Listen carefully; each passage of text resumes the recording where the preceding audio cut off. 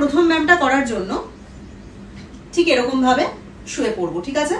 এই হাঁটুটা অল্প সামান্য দেখো বেন্ড করে নিয়েছি। এবার যেটা করব, হাত দুটো দিয়ে ঠিক এরকম ভাবে আস্তে আস্তে আমি আমার হাঁটুটাকে টাচ করার চেষ্টা করব। ওকে, তারপরে আবার দেখো এরকম স্ট্রেট হয়ে যাবো, ঘাড়টা নিচে নামাবো না, চেষ্টা করব লিফট করে রাখতে, দেন আবার টাচ করব। ঠিক আছে, আবার স্ট্রেট হলাম, আবার টাচ করব। এটা হচ্ছে আমাদের প্রথম ব্যায়াম। চলো শুরু করছি, আমি মুখে কাউন্ট করতে থাকবো। ওকে, শ্বাস নেওয়া এবং ছাড়া কিন্তু একদম স্বাভাবিক ছন্দে করতে থাকবে। যখন লিফট করছো তখন চেষ্টা করবে শ্বাসটা ছেড়ে দিতে, যখন নিচে নামছো তখন চেষ্টা করবে শ্বাসটা নিতে। ব্যাস এটুকু মেনটেন করলেই হবে। চলো, 1 2 3 4 5 6 7 8 9 10 11 12 13 14 15 16 17 18 19 and 20। ওকে, হয়ে গেল আমাদের প্রথম ব্যায়াম। কয়েক সেকেন্ড একটু রেস্ট করে নিচ্ছি, তারপরেই চলে যাব নেক্সট ব্যায়ামে। রেস্ট করার মাঝখানে নেক্সট ব্যায়ামটা একটু দেখে নাও। ওকে, নেক্সট ব্যায়ামটা করার জন্য আমরা এরকম উঠে পড়লাম। এবার যেটা করব, হাত দুটো পেছন দিকে ঠিক এরকম ভাবে দেবে তোমার নিতম্বের পেছনে, ঠিক আছে? ঠিক এই সাপোর্টটা দিলে। ওকে, বেশি ছড়িয়ে রাখবে না, ঠিক এরকম রাখবে। এবার কি করবে, পা দুটো নিয়ে একবার তোমার পেটের কাছে ঠিক এরকম ভাবে টেনে আনবে, দেন আস্তে করে ছড়িয়ে দেবে, টেনে আনবে, ছড়িয়ে দেবে। এই হচ্ছে আমাদের সেকেন্ড এক্সারসাইজ। তাহলে তোমাদের রেস্ট করা কমপ্লিট আশা করি। চলো শুরু করছি, ঠিক আছে? 1 2 3 4 5 6 7 8 9 10 11 12 13 14 15 16 17 18 19 20 and done। Second exercise complete. দুটো মাত্র ব্যায়াম করার পরেই কিন্তু পেটে বেশ একটা প্রেসার ফিল করা যাচ্ছে, ঠিক আছে? 3 নম্বর ব্যায়ামটা কিরকম হবে একবার একটু দেখে নাও, খুব ইজি। আমরা জাস্ট এরকম ভাবে শুয়ে পড়বো, ঠিক আছে? এবার কি করব, পা দুটোকে এরকম বেন্ড করে রেখেছি হালকা সফটলি। এবার পা দুটোকে চেষ্টা করবে এরকম ভাবে জোড়া করে নিতে, একসাথে লাগিয়ে নিলে, ঠিক আছে? এবার এই থাই দুটোকে আমরা কি করব, ঠিক এরকম ভাবে ফাঁকা করব, স্ট্রেচ করবে যে যতটা পারবে এইরকম, দেন তোলো। যখন নামাচ্ছ তখন একটু আস্তে নামাবে, যখন তুলবে একটু জোরে। ওকে, ঠিক এইটাই হচ্ছে আমাদের তৃতীয় এক্সারসাইজ। এটা করতে খুব একটা বেশি কষ্ট হবে না, বেশ ভালো লাগবে করতে, ঠিক আছে? খুব ভালো এক্সারসাইজ। চলো শুরু করছি।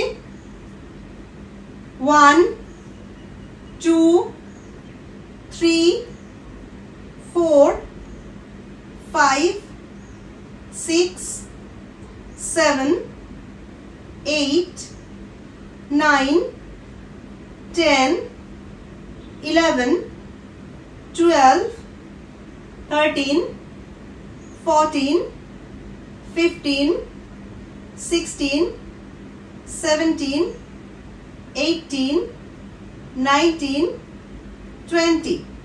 যখন এই ব্যায়ামটা করবে, একটা খুব ইম্পর্টেন্ট কথা বলা হয়নি, চেষ্টা করবে মাথাটা ঠিক এরকম ভাবে একটুখানি লিফট করে রাখতে, ঠিক আছে? যখনই তুমি মাথাটা একটু লিফট করে রাখবে কি হবে, তোমার আপার বেলিতেও প্রেশারটা খুব ভালো রকম পড়বে, ফুল বেলি সেকশনে কাজ হবে, ঠিক আছে?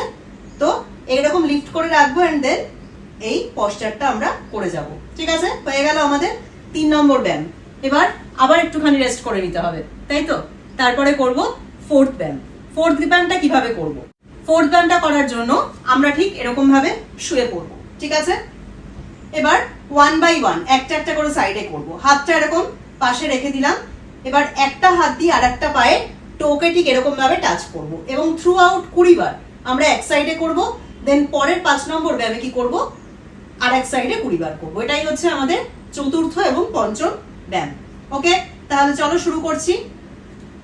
1 2, 3, 4, 5, 6, 7, 8, 9, 10, 11, 12, 13, 14, 15, 16, 17, 18, 19, 20 হয়ে গেছে আমাদের এক সাইডে কমপ্লিট। করতে হবে আরেক সাইডে সেম জিনিস। ব্যায়ামগুলো দেখতে কিন্তু খুব সহজ, কিন্তু তোমরা যদি করো, আমার সাথে যারা এখনই করছো তারা কিন্তু বেশ ভালো রকম বুঝতে পারছো যে পেটে কতটা প্রেসার পড়ছে। আর যারা বসে বসে দেখছো তাদেরকে আমি রিকোয়েস্ট করছি ভিডিওটা আবার নতুন করে চালিয়ে এক্ষুনি 5 মিনিট ব্যায়ামটা করে নাও, ঠিক আছে? দিনে যখনই সময় পাবে তখনই তোমরা করতে পারো। যারা সারাদিন টাইম পাও না তারাও যাতে নিজেদের জন্য একটু সময় ব্যয় করতে পারো, সেই জন্যই কথাটা এইভাবে বললাম যে রাত্রে ঘুমানোর আগে 5 মিনিট জাস্ট এই ব্যায়ামটা করে শুয়ে পড়ো, তাতে তোমার নিজের জন্য একটু কিছু করা হয়ে যাবে। চলো অপোজিট সাইডে করছি। 1, 2, 3, 4, 5, 6, 7, 8, 9, 10, 11, 12, 13, 14, 15, 16, 17, 18, 19, 20 ছোট্ট ব্যায়ামের রুটিন, ছোট্ট ছোট্ট কয়েকটা ব্যায়াম, মাত্র 5টা ব্যায়াম, 5 মিনিট আমার সঙ্গে, ঠিক আছে? দেখবে কত ভালো লাগবে ব্যায়ামগুলো করার পরে, তোমার বেশ হালকা ফিল করবে তুমি, ঠিক আছে? আর একটা খুব ইম্পর্টেন্ট কথা যেটা মনে রাখবে সেটা হচ্ছে খাবার থেকে তোমার ব্যায়ামের গ্যাপ যেন সবসময় 2-2.5 ঘন্টার থাকে, ঠিক আছে? যদি হেভি মিল নাও তাহলে কিন্তু কখনোই 2.5 থেকে 3 ঘন্টার আগে কোনো রকম এক্সারসাইজ করবে না। আর যদি তোমার মিল খুব লাইট থাকে, খুব হালকা থাকে, ধরো স্যুপ বা পাতলা ডালিয়ার অল্প একটু খিচুড়ি, এরকম জাতীয় কিছু হালকা খাবার খাও, তাহলে কিন্তু তুমি তা হলেও 1.5 থেকে 2 ঘন্টার একটা গ্যাপ কিন্তু অবশ্যই মেনটেন করবে, ঠিক আছে? না হলে কিন্তু তাতে খাবার হজম একদম ঠিকভাবে হবে না এবং পুরো ব্যাপারটাই খুব গন্ডগোল হয়ে যাবে। ওকে, ভালো হওয়ার জায়গায় খারাপ হয়ে যাবে। তো এই ছোট ছোট জিনিসগুলো আমাদের একটু মাথায় রাখতে হবে। তাহলে কেমন লাগলো আজকের ভিডিওটা একটা কমেন্ট করে কিন্তু অবশ্যই জানিও। পরের দিন ফিরে আসছি আবার একটা ইউজফুল কন্টেন্ট নিয়ে। তোমরা সবাই ভালো থেকো, সুস্থ থেকো যারা।